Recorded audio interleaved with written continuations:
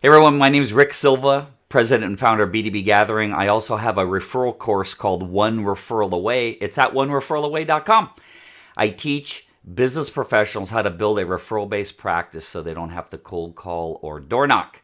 Today, I'm actually presenting to one of my networking groups on how to get the most out of a networking group. I'd like to start off by saying I don't want anybody who ever watches this, whether you're a stranger to me or if you're in one of my networking groups, don't be offended. Try not to get defensive. I've been doing this. This is August 2nd, 2023. Next week, I will have been running networking groups for 20 years. I've had over 6,500 one-on-one coffee meetings, and I've facilitated around 1,400 networking groups. I've had a lot of people complain to me, and a lot of people, say positive things too, and I have a gift of being able to observe people, and I'm going to give you in this class now, or this lesson, the best I can, my observations of what I've seen, and then what other people have told me about what they think, what they've thought in the past of why they would or would not give someone a referral. I'm just going to try to give you some ideas on how to get more out of a networking group so you can have more success. I've had a number of people leave my groups over the years. Rick, I'm just not getting anything out of it. Rick, I'm not getting anything out of it. And every single time I can prove to you, it's not the group, it's you. It's up here. It's in your head. It's what you're thinking, and it's the purpose, what you're thinking about being in the group. And 99% of the time when somebody says I'm not getting anything out of the group, they don't deserve it. Let's now go into how to get the most out of a networking group. We're going to start with what's called the networking pipeline. Some of you heard the term sales pipeline, but I'm a professional networker. I'm not a sales guy, so I don't have a sales pipeline. I have a networking pipeline. And if we look at the left-hand side of the pipeline, this is where we're trying to get the business in, whether we're cold calling, doing any form of advertising, word of mouth, or networking. Now, if you're involved in any form of advertising or marketing, don't get offended when I put it in red. I am in the blue side. I'm a human-to-human contact person. I probably have a master's degree in marketing. I'd rather teach networking than marketing. It's not my bailiwick. The positives of networking are they don't cost any money. The negative is they cost time, but you're going to get more referrals. The negatives of cold calling are it makes you look desperate. I could be here all day talking about why I don't agree with cold calling, but primarily you've never had a high-end brain surgeon or a really high-end attorney walking up and down the streets knocking on a door. Hey, do you or anybody you know need brain surgery? It doesn't happen. There's a million reasons why. Number one, there's some laws about it. Number two, an attorney would be disbarred for doing that. It's called ambulance chasing. It also looks desperate. So cold calling is something, if you're desperate and you need to make a quick sale, but it has no leverage. Advertising, the negatives are cost money and leads. The positive are leads. But if you're going to generate leads, you better have a really good screening system, because I've seen companies go from 0 to a gazillion and then crash because they do this big campaign and don't have a follow-up system in place. They don't have the calendar, so they start standing people up. So I've seen companies go from 0 to a gazillion and back down to 0. They imploded. They spent all this money on marketing. They had no system for follow-up. So my only recommendation on doing any kind of marketing is only market on a level that, number one, you can afford. Number one, you have the time to handle the follow-up. So what we're doing is any one of these four things, word of mouth or networking. Word of mouth, let me explain this, is you talking to your friend. Probably every person on a screen used to have a different career. And now you're doing something, I mean, you might have had 3 careers. I've had 5 or 6 careers in my life. When you switch careers, you tell everyone you know. That's word of mouth. Networking is when you're talking to strangers. So it's completely different methodology in what you're doing here. But word of mouth is talking to people, networking is talking to strangers. We have to have a screening system. If you're doing marketing, you want people to go and maybe answer some questions to screen them before they get to you. Now, I have a screening process, and so does my wife in my land investing business. If somebody wants to get referred to us, they have to answer a bunch of questions. I need to know if they can even afford to buy land. You gotta have a screening system that weeds out the gunkies. And then we close the sale, but I don't believe in the term close. We've opened a relationship. Now, our job as networkers is this. We have business coming in over here. Over here, we need to try to turn some, if not all, of people who purchase from us into our non-commissioned, non-salaried sales force. If that's in marketing, that's follow-up systems. If it's in networking, you can drip information on them. You can hit them with your elevator pitch. You can tell them who a perfect avatar is for you. But we need to do these 4 things to bring in business, and then we need to turn them into our non-commissioned, non-salaried sales force. I don't care if you're networking, because that costs you time. I don't care if you're doing marketing, that costs you money. There's nothing cheaper than having a past client send you their brother, their sister, or one of their clients, because that person calls you on the phone and says, hey, my cousin John bought from you, I'm ready to go. There's nothing needed. It's a referral from a trusted source, but we got to get some clients or power partners before we get a trusted source. Hopefully you all understand that. That's your sales pipeline. You got to get business in. You got to turn some of them into people who will send you more business. There's a million ways. I'm not going into all of them. How you can benefit from referral groups or networking groups, whatever you want to call it. So I'm looking right now. So referral group is searched 390 times a month. Networking group is searched 3,600 times. So I should change that to networking group. Networking groups, one of the main referral generating tools used in the sales pipeline under networking. We see networking here in our sales pipeline. Referral groups and mixers are 2 of the most important things that fall under networking, okay? So without the proper mentality, the proper mindset, and following the proper laws that govern networking, we can't possibly hope to build a networking practice. The law of reciprocity, the law of sowing and reaping, the law of attraction. There are 12 laws. I'm not going to tell them all to you right now, but we have to follow the laws. There's only one law I'm giving every single person on the screen permission to break, because you have to. If you're in an airplane, you damn sure better be breaking the law of gravity. That's the only law you guys are allowed to break. Any other law, I can't teach you how to build a referral-based practice, or, you're breaking the law, you go to jail. You go to networking jail if you break the law, for instance, of reciprocity, which I'll talk about more in a second. There's a million reasons, but the 3 primary things to think about when you join a networking group. Number 1, it's a place to help other people build their business, not you. If you joined this group for yourself, leave. If you joined a BNI group, if you joined any networking group, and you're the primary reason you joined, you should quit, because you're going to come across as a slimy salesperson. No one's going to want to talk to you, and you're wasting your time. So you have to think about how you can help other people through your contacts. It's a place to teach the other members how to become part of your non-commissioned, non-salaried sales force. So the primary reason you're in here is to help each other get more business, and then to teach them through a proper elevator pitch how to be part of your sales force. Number 3, the least important, is this is a place for you to get business. Because if you're up here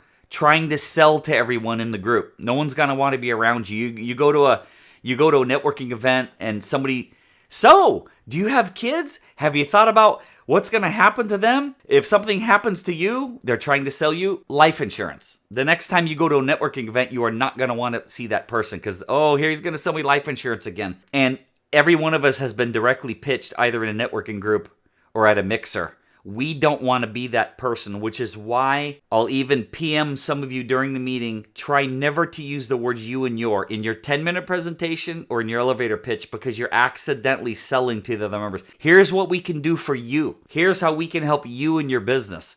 We're not in a networking group to sell to each other. We're in a networking group to educate on what we do. So it should be things like, here's how I help my clients. Here's what I've done in the past for my clients. And then the other members go, I'd like to talk to them about that. But if you directly sales pitch people, hey, would you like to buy? No! So in a networking group, educate other people what you do. And if they want to hire you, they will chase you. There's no need for you to be selling to people in a networking group, because our primary job is to teach them what we do, so then they can go out and find referrals and power partners for us. And then, like I said, lastly, it's a place to generate business for yourself. Some of ideas for the networking groups is introductions as a handout. Now, we don't meet face-to-face anymore, but there's nothing that says when you sit, every single person on the screen has sent me their fully typed elevator pitch. And I've sent it back, critiqued, and perfected. It's what you guys read during the meeting.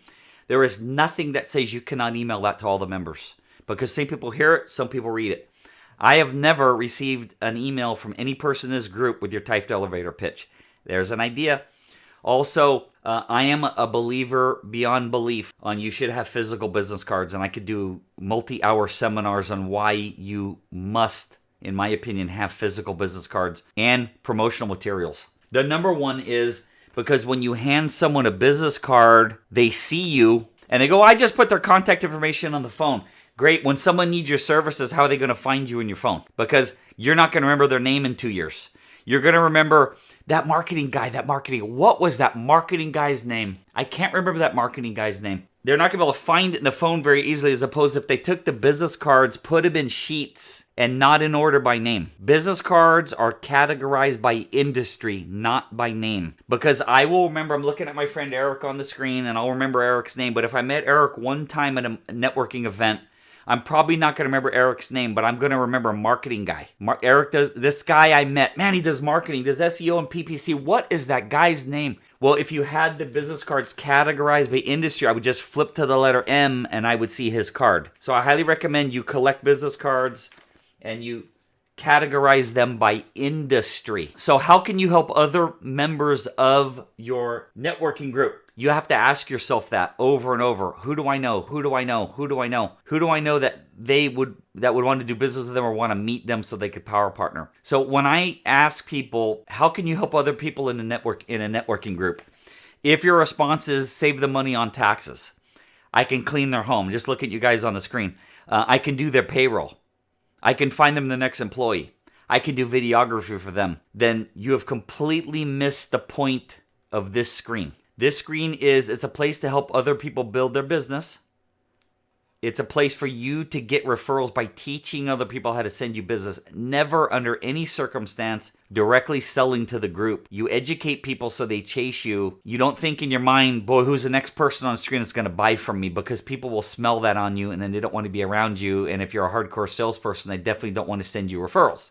So just take if I ask each one of you, how could you help the other members of the group? And you respond by, it's your service, you're wired incorrectly. I need to take the old school switchboard and I just need to pull the plugs and rewire them. We're not here to sell to each other or do business with each other. Now, there are many people who have purchased land from Marcella and I in the past. Great. We never call them on the phone and go, hey, do you want to buy land? Hey, do you want to buy land? Hey, do you need videography? Hey, do you need your next employee? If you help other people, if you teach them how to find you business, the business will come your way via the law of reciprocity. So again, the real trick when you're in a networking group is to think, how can you help other people in the group by introducing them to my friends, my clients, and my power partners? And I already said this, I highly recommend you get yourself a binder, you tab it, alphabetical, you get sleeves just like this. You take the cards you collect, you put them in sleeves, alphabetical order by industry, not by their name, because you'll never remember the name, but you'll remember what they do. And one thing we used to do a lot when I was meeting face to face is I would challenge people. Okay, there's 25 people in the room. You guys just exchanged cards with each other. You just collected 25 cards. Try to give those cards away before the next meeting. Now, if you're in BNI, you meet every week. My groups meet once a month. So try to give away all those cards in the next 30 days.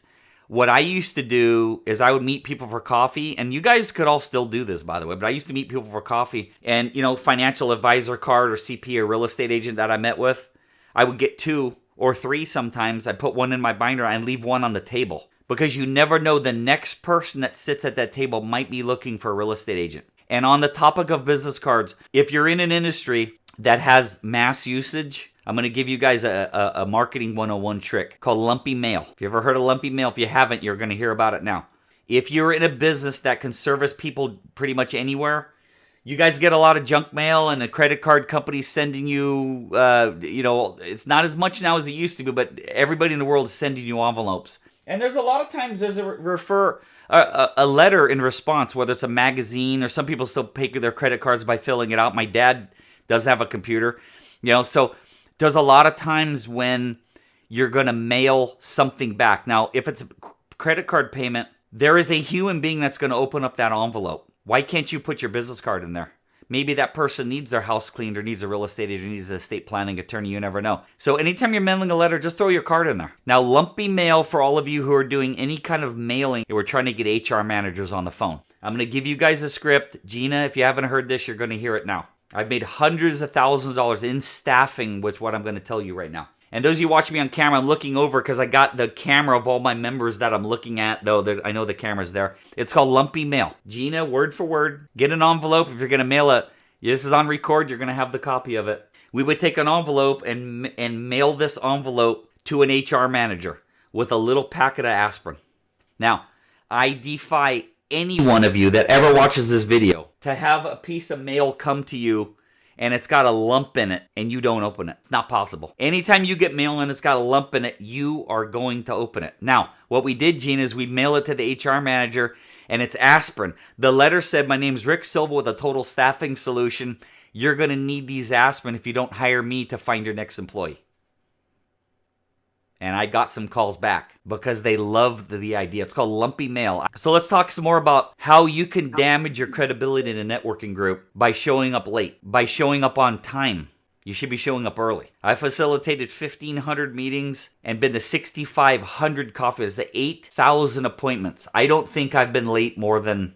There's no way I've been late more than 15 times in 8,000 meetings. There's no way. People don't like it. Now, by the way, what I'm giving you now is what other members have told me, not specifically about this group. I've been doing this again. Next week will be 20 years. There are certain people you're going to meet in your lifetime that will not give you a referral if you're constantly late. It may be 1 out of 100, but that's 1 out of 100 too many.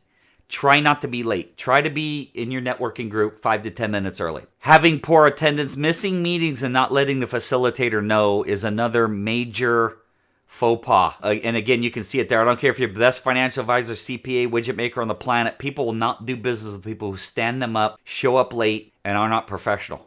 And then that's the last one. I can't tell you how many times I've heard, Rick, I've checked my calendar and I double booked the networking group. Now, this is where Rick gets a little serious. Number one, this group, I'm talking to everyone now, those who are watching on YouTube, the group I'm talking to right now means the first Wednesday of every month at noon. Once a month, first Wednesday at noon. You got to open up your calendar to do a reoccurring for the first Wednesday at noon for the rest of your life until you leave my groups. That's number one. For every group you're in, you have to have a reoccurring. Number two, if it was in there, there's no possible way you could double book. Number three, this is where Rick gets really serious. You ready? In my opinion, there's no client, none, no client more important than your networking group. And I'm going to give you some reasons for that. You stand up your networking group for a client. Now, if it's a really good excuse, I mean, it's life or death or you're going to lose a $20,000 commission. But if I just had a random meeting with a new client and the only time they can meet was during the group, that's tough. Find another time. Because you're alienating 10, 15, 25 other people. It may take 4 to 6 months before you get a referral because you stood them up for a client. This is strictly Rick Silva's opinion, that there's no client more important than your networking group because you're standing up your freaking sales force. So if you don't have enough respect for your networking group or you can't reschedule your time with your potential client, your priorities are out of whack. This group is more important than any client you have, unless you don't want any more clients. And if you don't want any more clients, don't be in the group. So double booking to me, great. You're double booked. Oh, well, cancel the client. Don't ever cancel the group. Are you crazy? That's my opinion, strictly from me. Stay off your phone, especially if you're in a sit-down, one-on-one, face-to-face networking group. Try never to be on your phone.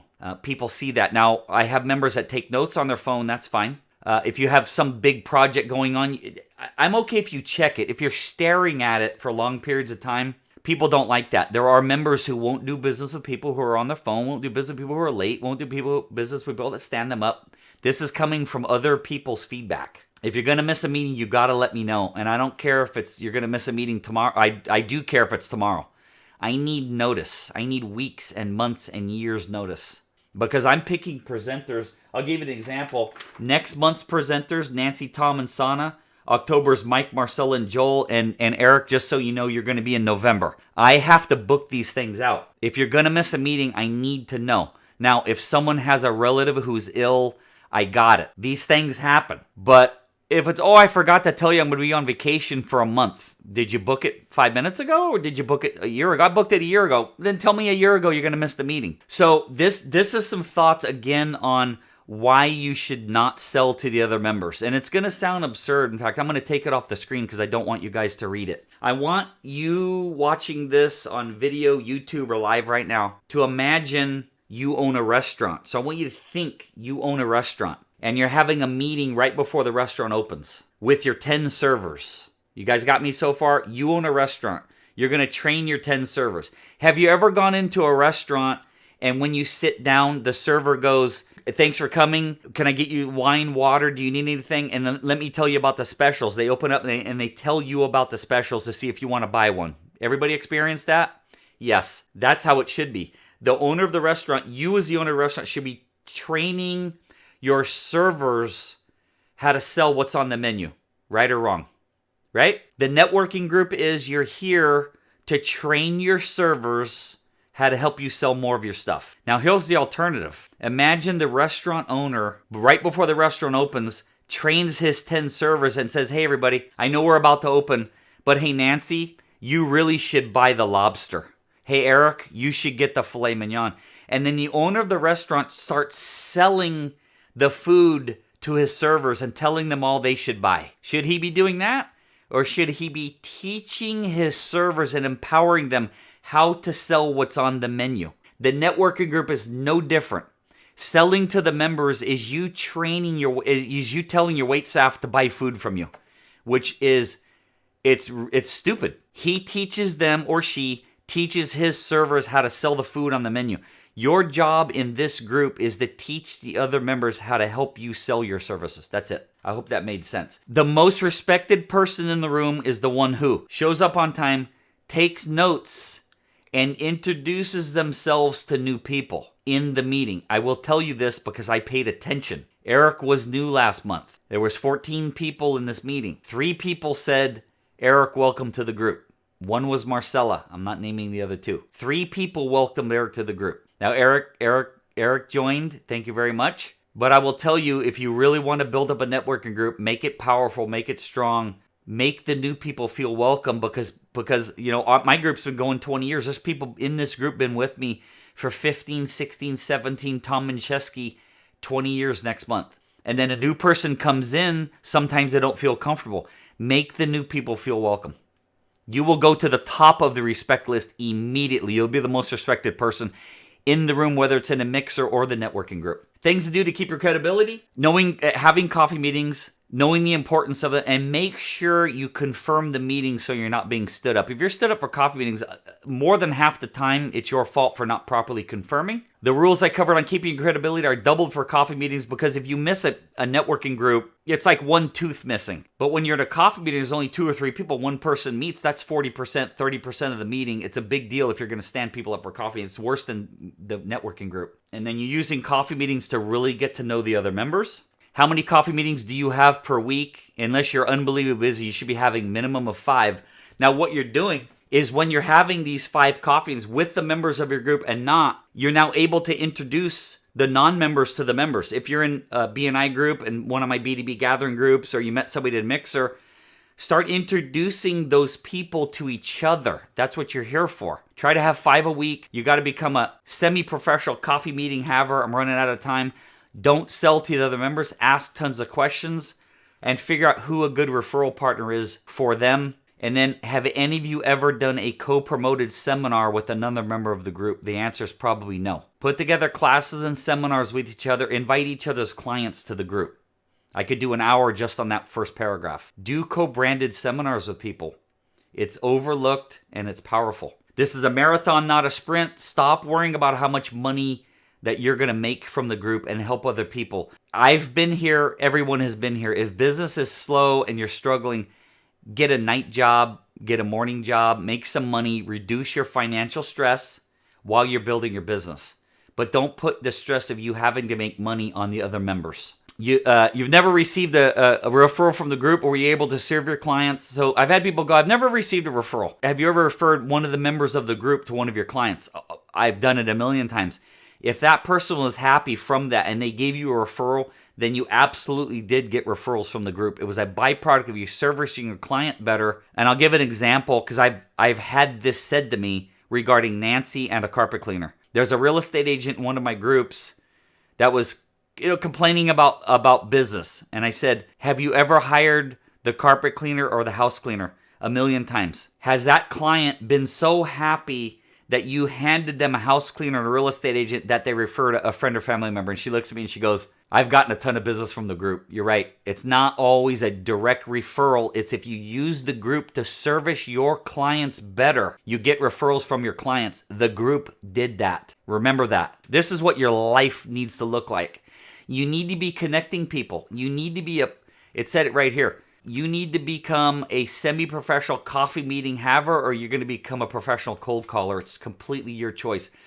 Introduce people to other people via email. I hope you got something from this. Thank you very much. My name is Rick Silva, onereferralaway@gmail.com, and I'm telling everybody in B2B and anybody that watches this, some of you know, some of you don't, I have an 8 to 10 hour, 12-part networking course at onereferralaway.com. It's $795. It comes at 2 hours of one-on-one training. If you like this is nothing compared to what's in there. It's times 10. So if you're interested in the course, let me know, or just go to onereferralaway.com and pick it up. I'm going to stop sharing now. Thank you very much for being with me here. Excellent, Rick. Thank you. Thank you. For anyone that was watching, how would they sign up for your course? Or, I mean, is there any course options or stuff like that? Thank you for asking. So this is onereferralaway.com. Thank you very much for asking, AJ. If people do want to hire me to coach them, this is how we do it.